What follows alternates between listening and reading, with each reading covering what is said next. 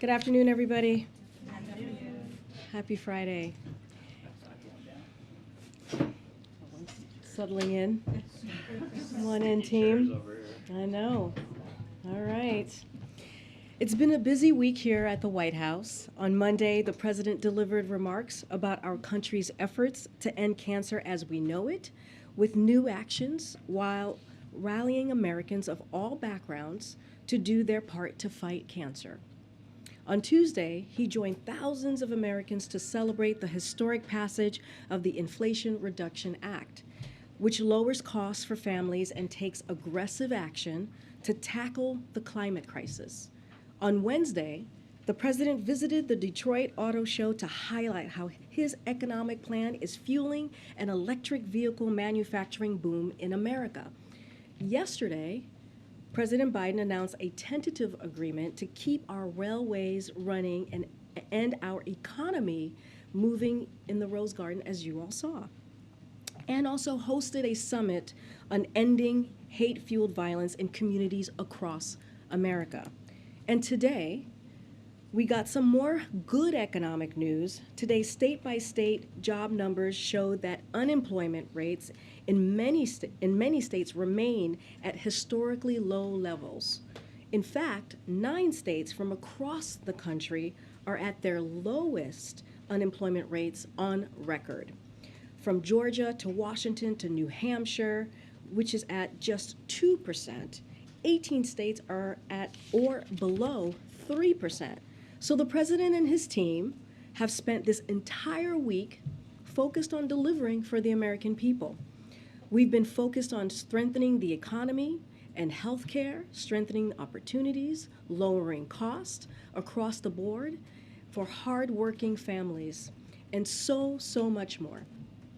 But while we've been focused on the things that matter to the American people, Republicans, well, they have spent this week sowing chaos and division, engaging in cruel political theater, and working to roll back rights and benefits that Americans have enjoyed for generations. Literally every day this week, they've pushed to strip women of their rights, starting with Senator Graham's proposed national abortion ban, which could send medical professionals to prison for up to 5 years. Again, up to 5 years.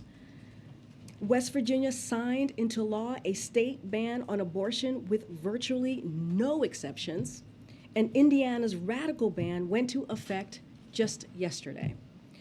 But that's not all. That's not all that Republicans electeds have done this week. Yesterday, 2 Republican governors reportedly lured 100 asylum seekers, including children, onto planes and buses with false premises and then abandoned them on the side of a busy road thousands of miles away with nothing but Ziploc bags of their belongings in hand. These were children, they were moms, they were fleeing communism. And what did Governor DeSantis and Governor Abbott do to them? They used them as political pawns, treated them like chattel in a cruel, premeditated political stunt.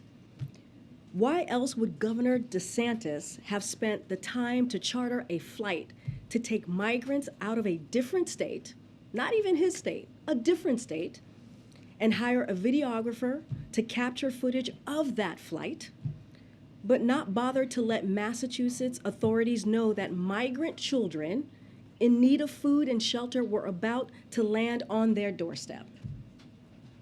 These vulnerable migrants were reportedly misled about where they were headed, told they would be headed to Boston, misled about what they would be provided when they arrived, promised shelter, refuge benefits, and more. These are the kinds of tactics we see from smugglers in places like Mexico and Guatemala. And for what? A photo op? Because these governors care about creating political theater than creating actual solutions to help folks who are fleeing communism, to help children, to help families. Instead, they want to do political stunts. President Biden put forward a comprehensive immigration reform package on his first day in office and secured record funding for the Department of Homeland Security. We once again invite Republicans to support both. President Biden will remain focused on strengthening and uniting our country, even if extreme Republicans leaders remain hell-bent on doing the complete opposite. With that, we'll get started with our NSC friend, John Kirby. Admiral John Kirby is here today. I know you guys had some questions about UNGA and the trip that the president will be taking to the UK this weekend. So come on up, John. Thanks, Karine. And then I'll take your questions afterwards. Good afternoon, everybody. I think, as you all know, high-level week of the 77th session of the United Nations General Assembly takes place next week. This year's high-level week is on track to potentially set a new record for leader-level attendance. As President Biden has made clear, since taking office, the United States is committed to renewing our engagement with all regions of the world as we partner on tackling the most pressing challenges affecting us. A core message that I think you're going to hear from leaders across the U.S. government next week is that respect for the core principles of the international order is needed now more than ever. And just quickly, let me dive into some of the highlights of the schedule. On Tuesday, the 20th of September, Secretary of State Blinken will co-chair the African Union, European Union, and Spain, co-chair with them, the Global Food Security Summit, which also will be co-hosted with Indonesia, Germany, Nigeria, and Colombia. The goal of the summit is to reaffirm the commitment of world leaders to act with urgency and at scale to respond to the pressing global food crisis and avert famine for hundreds of millions of people around the world. On the morning of Wednesday, the 21st, the President will address the United Nations General Assembly, and Wednesday afternoon, he will host the 7th replenishment pledging session for the Global Fund to fight AIDS, tuberculosis, and malaria. The fund enables programs that prevent, detect, and treat the deadliest infectious disease killers today and will help ensure countries make sure that they have the resources they need to build strong, resilient health systems within their communities. The President will also take this opportunity to encourage all nations to do more to help meet the proposed target of $18 billion to be raised by 2025. And then lastly, on Wednesday evening, the President and First Lady will host the heads of delegation and spouses at a diplomatic reception. This week, I just want to hit Ukraine real quick. The world witnessed, again, courageous, determined Ukrainian resistance against Russia's aggression. Together with our allies and partners, the United States has been delivering an unprecedented amount of weapons and equipment that Ukraine's forces are using quite skillfully in the field. And you just saw, I think yesterday, last night, we announced our 21st package of security assistance using presidential drawdown authorities. This is a $600 million package that includes ammunition for those HIMARS systems that you're all familiar with now, the high mobility artillery rocket systems. Tens of thousands of artillery rounds, additional counter unmanned aerial systems and mine clearing equipment, small arms and ammunition. There's a lot more in the package. We're going to continue to provide Ukraine with key capabilities to meet their evolving battlefield requirements, and they are evolving battlefield requirements. I also want to just take a moment to address the reports that we've been seeing today out of Izium and the potential here for mass graves, which, in Izium, as you know, Ukraine just recently liberated from Russian control. The reports that we're seeing just in general are more than 440 graves, which reportedly includes civilians. And it's horrifying. It's repugnant. And sadly, it's in keeping with the kind of depravity and the brutality with which Russian forces have been prosecuting this war against Ukraine and the Ukrainian people. And we're going to continue to actively support efforts to document war crimes and atrocities that Russian forces commit in Ukraine and to assist national and international efforts to identify and hold Russians accountable. Lastly, just on the South African bilateral visit today, as you know, President Biden looks forward to hosting South African President Cyril Ramaphosa this afternoon in the Oval Office. As you heard from Karine yesterday, they're going to talk about a variety of pressing global and regional issues, including climate, strong health partnerships between our two countries, and opportunities to increase trade and investment, we look forward to strengthening our partnership with South Africa between and across multiple levels of engagement, and I'm sure we'll have a readout for you when that meeting is over. Thank you. Okay, we're going to keep track of time because I know folks have to gather. Can I follow up on ASEAN really quickly? Yes, ma'am. Does that change the president's view on naming Russia as a state sponsor of terror? Because as you know, the president Zelensky called for that again this morning. The president's been very clear. We think that there are better alternatives to holding Russia accountable and to increase the costs and consequences on their behavior in Ukraine. The state-sponsored terrorism designation could actually make it harder for humanitarian aid to get into Ukraine. It could put in jeopardy the food security, the grain deal that is in place, which now 2.5 million tons of grain have now moved out of Ukraine. And we believe it could limit Mr. Zelensky's flexibility at the negotiating table if and when it gets to that point. Thanks, John. I have a question about the president's meeting today with the families of Brittany Griner and Paul Whelan. After Brittany Griner was sentenced a month and a half ago, Sergei Lavrov said, quote, "The Kremlin is ready to discuss this topic." That was a month and a half ago. So where does that discussion stand? The discussions are ongoing. I think Karine said it really well yesterday. Sadly, we don't have a result here to tell you about. But the president felt it was important to continue the dialogue with the family members. That's happening today. We have stayed in touch with them throughout. We have kept them informed throughout. But the negotiations are still ongoing. But the negotiations are now taking place, and the Russians have made some kind of significant response? They have not responded to our offer. We have made a serious offer to get Brittany Griner and Paul Whelan back home. The Russians have not responded to that offer. But that doesn't mean that we're not still in negotiations and we're not still trying. Could you talk a little bit more about the bilat that's coming up, and what room will there be for discussions about Russia, about the war in Ukraine, given that President Biden and President Ramaphosa are not exactly on the same page when it comes to dealing with Russia? I do expect that the war in Ukraine will come up as a part of the discussion today. I would have every reason to think that would be the case. I'll let the leaders have that discussion before we read it out to y'all. But look, President Biden's been very clear about our views here. I think he's interested in hearing President Ramaphosa's views, and I'm sure they'll talk about it. But we'll have a way to characterize that for you at the end of the day.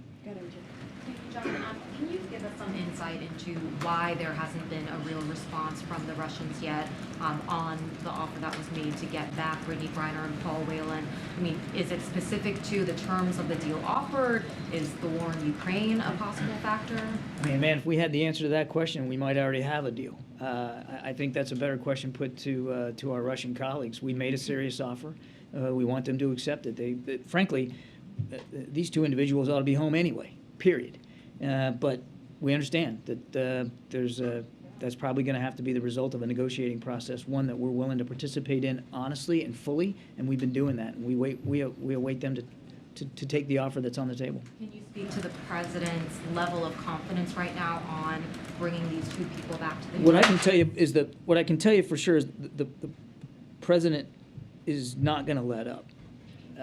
He's confident that this is going to remain at the forefront of his mind and his team's mind, and they're going to continue to work this as hard as they can. We want these two individuals home, back where they belong with their families. They should be there already.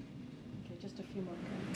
Thanks, Karine. Actually, sorry, Steve, maybe if I it's can go me, I after you. have a follow-up on the South Africa bilat today. No fighting. No, we're friends here. So on China's growing influence on the continent, what can the U.S. offer to South Africa and other SADC countries to counter that growing influence? And then also, I just want to let you know that the president of South Africa just criticized the pending, it's called the Countering Malign Russian Activities, and help me out here. No, I can't, I'm afraid. Well, you're going to have to try that again. Activities in Africa bill. Oh, When he said it is, quote, punishing those who hold independent views. Is that the administration's view of this pending legislation? Are you trying to punish African countries that are hesitating to condemn Ukraine? I think we're reticent, as always, to talk about pending legislation. But just broadly speaking, there's no punishment here intended for anybody.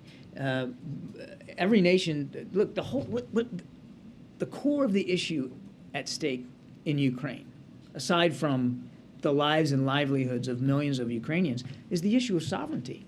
A nation's right to decide for itself what bilateral relationships it has and how it conducts those bilateral relationships. The United States isn't making anybody choose between us and somebody else, either when it comes to Ukraine or in the Indo-Pacific region. We respect sovereignty. That's what the administration, that's the approach that we have taken throughout this. So there's no punishment. And as for your first question, I think I mentioned it at the top. I mean, clearly we want to talk about trade and investment with President Ramaphosa. Again, I don't want to get ahead of the meeting and the results of it, but we are South Africa's third largest trading partner. So there's an awful lot. 600 companies, United States companies, are in South Africa. There's an awful lot to talk about there. And as you saw in the G7 leaders, and of course, President Biden was right there at the forefront there, launching this global fund for infrastructure and investment. I mean, there's an awful lot of opportunities here for more developed nations to continue to provide investment opportunities to lower and middle income countries so that they can improve their own infrastructure and their own healthcare, their own education, and their own economic development. And I think, again, back to my point about the UN General Assembly, I think you're going to hear more from the president in New York next week on that. Just a couple of. Thanks. Once the president met with Trevor Reed's family, the process moved pretty quickly toward his release. Is part of the goal with publicizing these meetings today to put more pressure on Russia to accept that U.S. offer? The primary goal of the meetings today is to be able to update the families and keep them completely apprised of where we are in the process, and to make clear to them just how much a priority it is for President Biden and his whole team to get them home. That's the focus for today. And can you tell us, is the president holding any diplomatic meetings while he's in London? Is he having any other conversations? The main reason to go to London, of course, is to pay our respects obviously to the Queen and to the royal family, to the people of Great Britain. That's the main purpose of the visit. I don't have any other meetings to speak to right now. Thanks. Okay, thank you so much. Okay, walk us. So, Where are we at? on the war in Ukraine. Hey, Sonia. On the war in Ukraine, is it the assessment of the president that Ukraine is winning the war against Russia? And on your job at the White House, because I've been trying to ask this question, there seems to be some confusion about what your role is, what type of questions should we ask you. Sometimes you act like the second press secretary. Can you explain exactly what your job is at the White House, and if you're a second press secretary, what type of questions should we ask you? Is it on food? Is it on national security? And the reason I'm asking this because almost everywhere I go, I have black people telling me that the reason you're at the White House is to undermine the first female black secretary. So can you clarify that and explain why, there are 1,000 national security experts at the National Security Council who can always be here and take questions on national security. So what type of questions should we ask you that we can ask Karine? Well, look, on your first question, the president has spoken to this many times, and in fact, just in the last few days. I mean, what the Ukrainians have been able to do in the last week or so has been impressive on the battlefield. There's no doubt about that, particularly there in the north. They have been fighting for 7 months now, going on 7 months, and doing it bravely and skillfully. They have been on the offense as well as the defense, depending on the situation, the day, the time, and the place.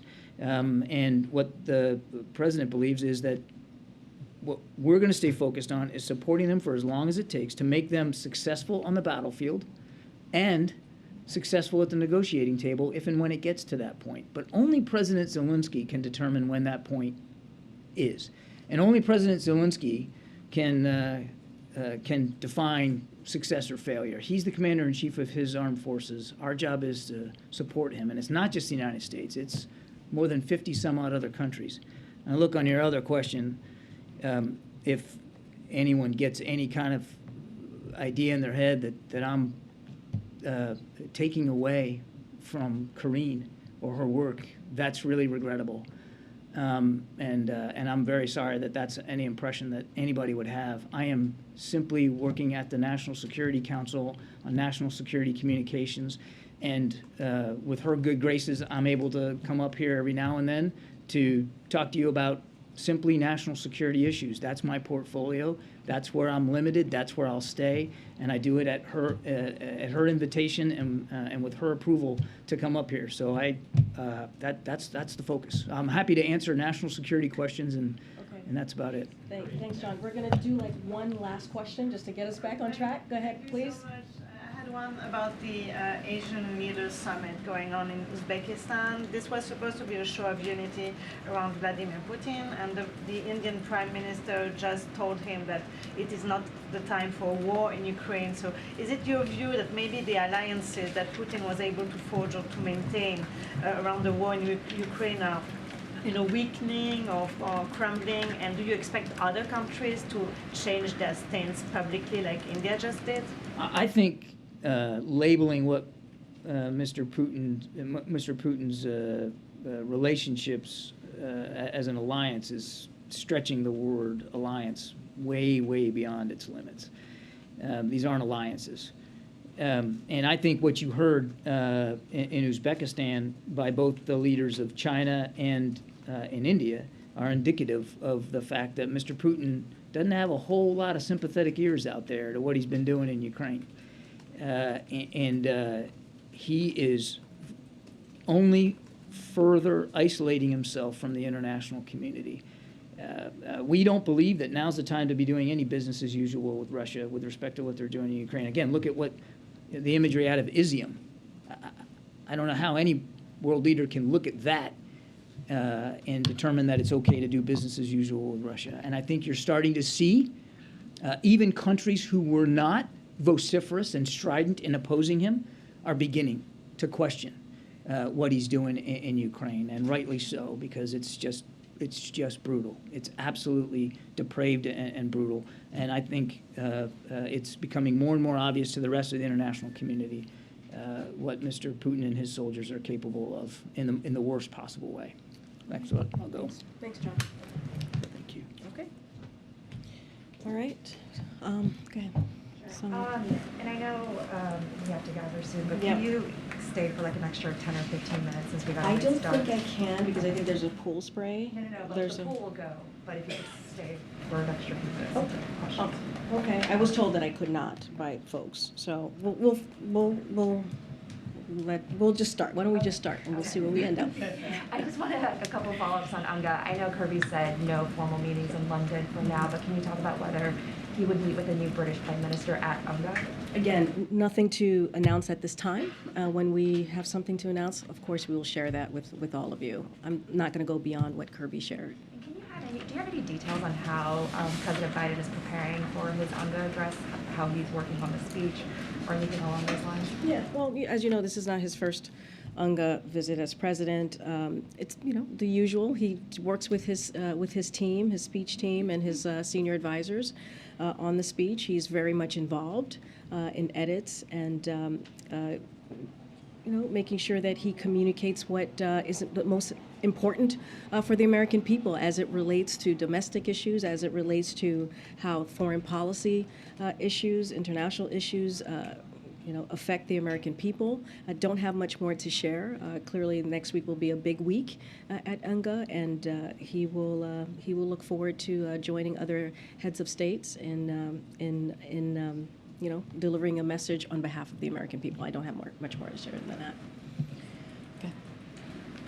I wanted to ask if the White House plans any legal responses for the state sending migrants on buses, and secondly, if there's plans to reimburse those cities or provide funding for how they're handling that. So on your first question, it's basically we're referring. I was asked a question like this yesterday to Department of Justice on any legal actions that might be taken or being looked at. Certainly, that is for them to take a look at. As far as how we're supporting cities, so as we've done many times, in response to repeated attempts by these Republican officials to create chaos and confusion at the border. We are working to manage the consequences of including this latest political charade that we're seeing. So FEMA regional administrators have been meeting with city officials on site to coordinate available federal support from FEMA and other federal agencies. Funding is also available through FEMA's Emergency Food and Shelter Program to eligible local governments and non-for-profit organizations upon request to support humanitarian relief for migrants. We'll continue to do what we can as a federal government to support these cities as we rebuild our asylum processing system after it was gutted by the Trump administration. Okay. Good. You've said multiple times that the bilat today is going to include discussion of trade. Does the administration actually have something new to offer South Africa on that front? Is there going to be any discussion about a free trade agreement, anything along those lines? So I'm not going to get ahead of the two leaders who are about to meet shortly and have that bilat. There will be a readout. Clearly, there'll be a pool spray at the top. I'm just not going to get ahead of what they discussed. And do you have any reaction to the Democratic-led Senate basically pushing off this vote on codifying same-sex marriage rights until after the midterm elections? So I talked a little bit about this yesterday. Clearly, when we look at same-sex marriage, it is an issue that is supported not just by Democrats but also Republicans and independents. And we're going to continue to encourage Congress to act, to make sure that they act on an issue that is what majority of Americans agree on, what majority of Americans support. So we'll continue to have those conversations with members of Congress. Clearly, this is something that this president has supported for many, many years, that he's been a leader when it comes to, in particular, LGBTQ rights, but also this same-sex marriage. And so we encourage Congress to act. Do we need to do that now? We think it's an important issue that needs to be seriously looked at and thought through. Again, this is something not just Democrats, but also independents and Republicans support, and there is a majority consensus on that, and Congress should act. Quick follow-up on the migrants issue. Can you clarify whether a legal determination is being made right now on whether the actions that are being taken by some of these Republican governors are legal or not? Again, that is something that the Department of Justice is going to handle. For any potential legal actions, this is not something that's going to be happening from here. And then just in terms of what some of these cities and local municipalities are dealing with, will potentially have to deal with in the future with the arrival of groups of migrants in this fashion, is there going to be, or is there already sort of federal guidance that is being given to these different places for exactly how they should handle things logistically, on a humanitarian level? So again, we're offering support through FEMA. Look, this is an issue, and we have been clear about this. This is an issue that is inhumane, that is abhorrent, and we should not be using people, migrants who are fleeing communism, as a political pawn. One of the children dropped off in D.C. Had to be sent to urgent care. One asylum seeker reportedly said he didn't know if he was going to Martha's Vineyard until a pilot announced they would soon be landing. This is what is happening. And if there are Republicans out there who feel like what these Republican elected officials are doing in Florida and Texas is wrong, they should speak up. They should be part of helping to stop what is currently happening with these children and with these families. So is it fair to say that when this kind of thing happens going forward, it is FEMA whose presence we should expect to see in these places? It's local city services. FEMA is jumping in as well. I just laid out the assistance that they are providing. But again, this should not be happening. We should not be using human beings. Republican officials should not be using human beings as political pawns. It is not a way. You hear the president talk a lot about how we have to treat people with dignity and with respect. That's not what's happening here. The Republican elected officials are doing the complete opposite, not affording them any dignity. and we should call that out. Thanks, Karine. ABC has a team right now in El Paso where local officials say there's 1,300 migrants arriving every day. We're seeing that people are sleeping on the streets because there are no beds left for people when they arrive. There's not enough buses to take them to other cities that might have capacity for them. Is that acceptable? And is there something the administration can be doing right now in a place like El Paso? So I'll tell you exactly what the Department of Homeland Security has been doing. They've been surging resources to the region and working to quickly decompress the area. As with all individuals encountered at the border, DHS continues to expel migrants as required by court order under CDC's Title 42 authority. Those who cannot be expelled under Title 42 are screened and processed to have their claims for relief heard by an immigration judge in removal proceedings, which is something that this administration had made sure that we got more immigration judges so that we can move these processes a little faster. DHS and other departments also continue to work with Mexico and other countries in the region to address migration challenges throughout the Western Hemisphere. So yes, DHS is currently surging their resources and dealing with what you just laid out in El Paso at this current time. White House officials been in touch with the mayor there to talk about like what he needs immediately, and can FEMA provide buses to move migrants to places elsewhere where they might have contacts, family members? So that piece, I would refer you to the Department of Homeland Security and also FEMA to get more specifics on what other steps they might be taking. Our team here is in constant communication with local officials on these types of issues.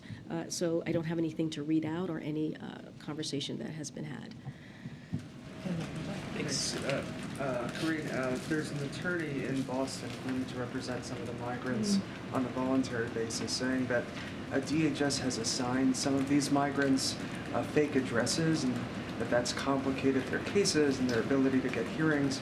Do you know if that's accurate? And can you say that? You said DHS? And say that, and then can you continue from there? The DHS has assigned some of these migrants fake addresses, and that's complicated their cases and their ability to get hearings and so forth. Do you know if that's accurate? And this is the first time I'm hearing of this, so I would have to reach out to my colleagues over at DHS to see if that is actually true. And then just if you can respond to Ron DeSantis's comment that this is apparently, he said it was essentially no different than what the federal government has done in sending, flights in the middle of the night. That's the way he's characterized it. Taking migrants to various different states. Do you have a response to that? So we are offering solutions. That's what the Biden-Harris administration has been doing since day one, including on the first day putting forth a comprehensive immigration reform to deal with this issue. We have given DHS record funding. We have advanced policies. What have they done? They do these political stunts. They vote against our funding requests. They vote against policies to fix this broken system. Stunts aren't solutions here. Stunts aren't policies. We're over here trying to govern, trying to actually fix a system that has been broken for some time, trying to fix a system that was decimated by the last administration, and all we're seeing is from them is petty and dangerous stunts. This is dangerous. They're putting children's lives at risk. They're putting families' lives at risk. And again, I'll say to Republicans again, if they are interested in solving the problem, there are many ways to do this. They should vote for record funding that we have put forth for DHS, and they should sign on or work with us on a comprehensive immigration reform. Again, something that this president did on his first day. That's my response. Next. On Brittany Griner and Paul Whelan, can you elaborate on what the administration is doing at this point in negotiations with Russia for their release? Because Kirby said that there's an offer on the table, they're waiting for Russia to take it, but that doesn't mean that the U.S. still isn't negotiating and trying. So what does that look like? So our national security team is in regular touch and has been putting this as a priority when it comes to bringing Paul in regular touch with the negotiation team, with Russia, and making sure that they're fighting for Paul and Brittany to come home as soon as possible. That is the goal. We want to make sure that they come home safely. We have been very clear that Russia should take this offer. It is a substantial offer. And we get it. We get how hard this could be for their families. This president understands how hard it is for families. And they are both being wrongfully detained. And we're going to continue to do everything that we can, working tirelessly every day to make sure that we get them home. That is why this meeting is so important that he's having with these families. He wants to make sure that they understand that they are at front of mind, that Brittany and Paul are at front of mind for this president and his team, and that we're going to do everything that we can, working day and night, having those conversations, and making sure that we get them home. We don't want to get too far into the negotiations, or at all get into negotiations at all, for security reasons. We're not going to negotiate in public. All we can tell you right now is that we are doing everything that we can. The national security team here is, the State Department is, and the president is keeping regular touch with his team on what is happening and how we can get the two of them home safely. Does the president anticipate making any progress on this next week during UNGA with Foreign Minister Lavrov there? Is that a goal? We're always looking to make progress. And I'll reiterate what I said yesterday. The Russians should accept this offer. The Russians should accept our offer that we put forth. A substantial offer is on the table, and they should accept it.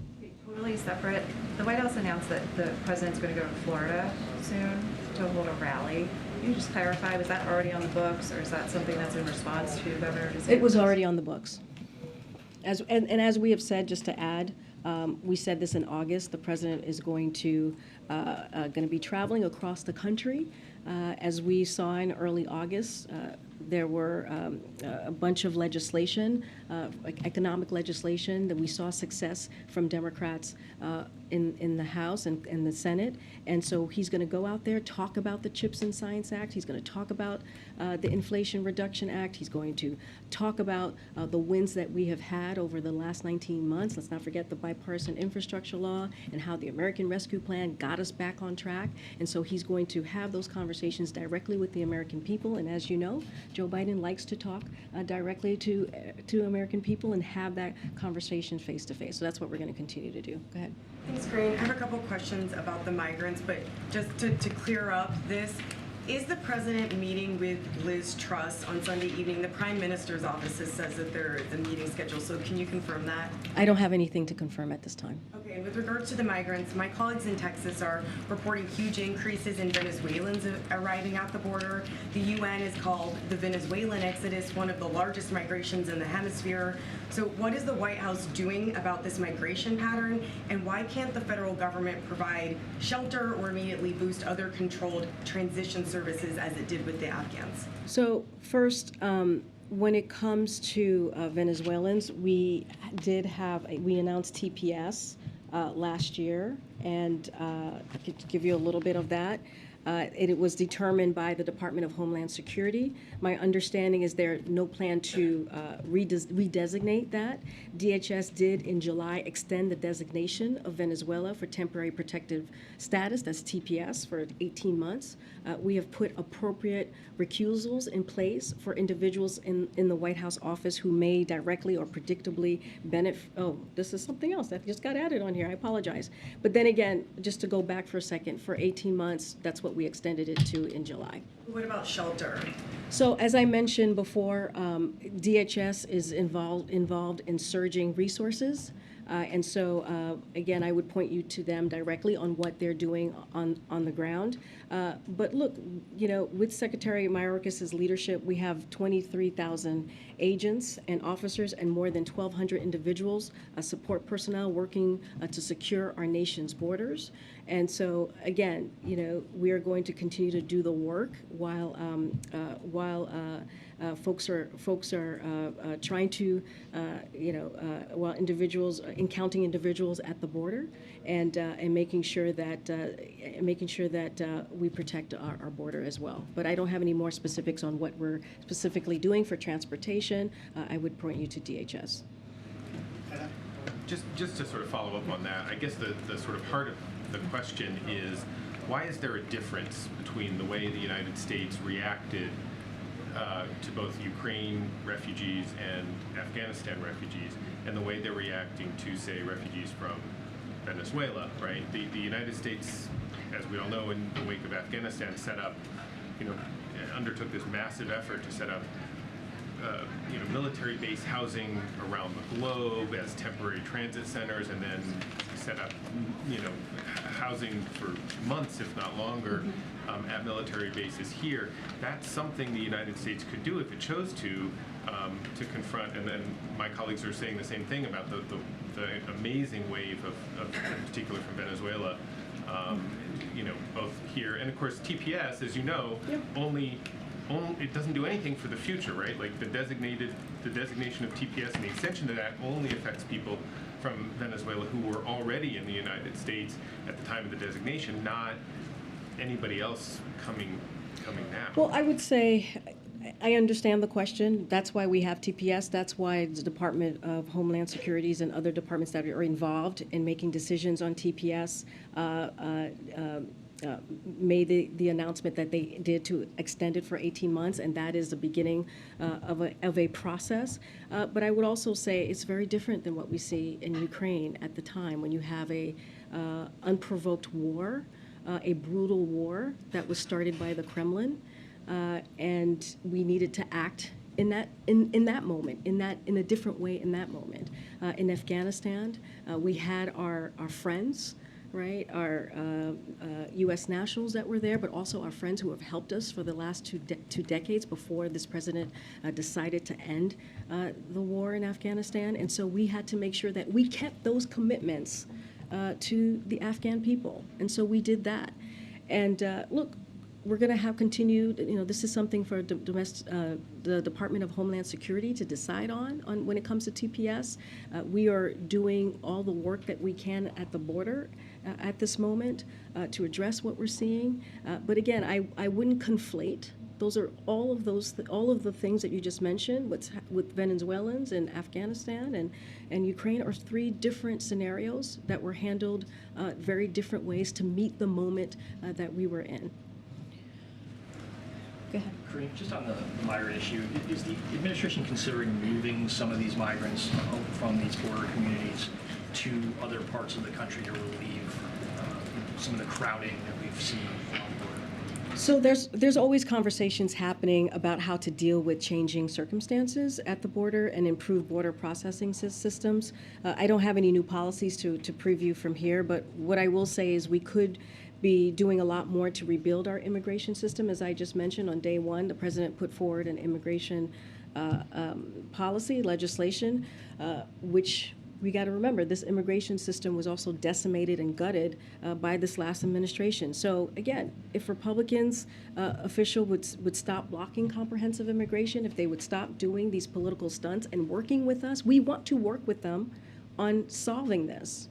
And there's ways to do that, whether it's record funding that is provided to DHS or this comprehensive immigration bill. And so, again, instead of doing these political stunts, putting migrants at risk, children and families at risk, why don't they join us in trying to fix this problem at the border? And I know you keep referring us to DOJ, but isn't it accurate that members of the cabinet are involved in this issue, as well as White House officials, that this is going beyond DOJ, though, isn't this?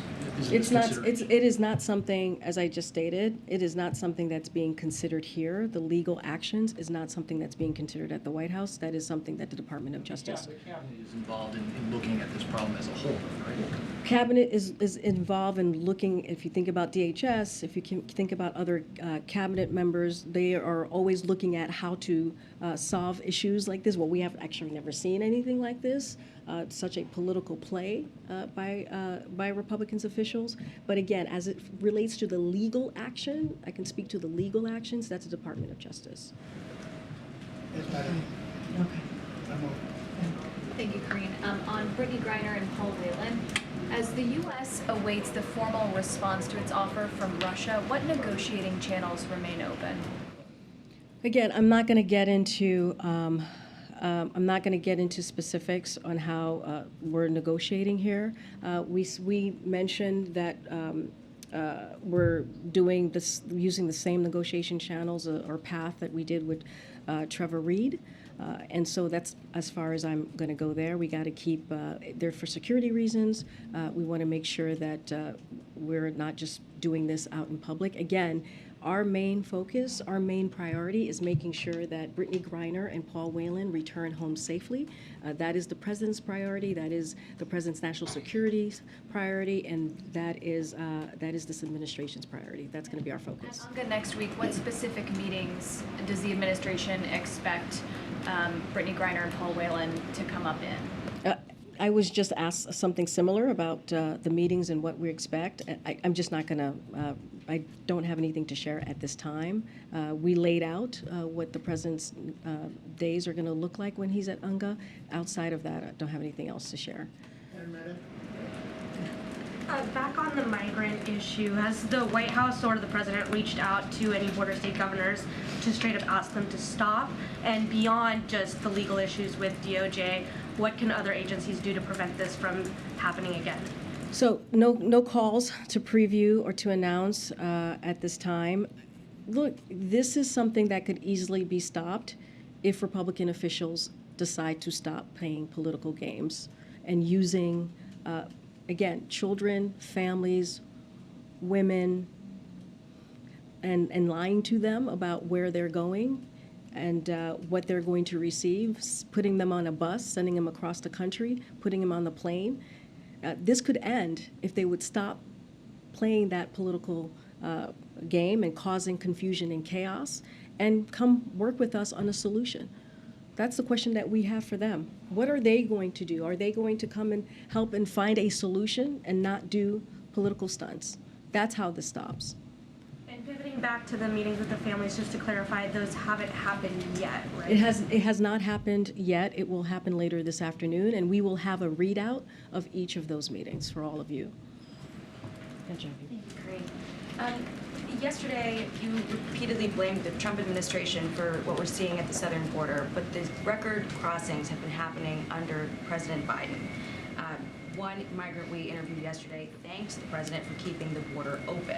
So I just want to confirm the way that this administration sees it, ending Remain in Mexico or Title 42 had nothing to do with the surge that we're seeing.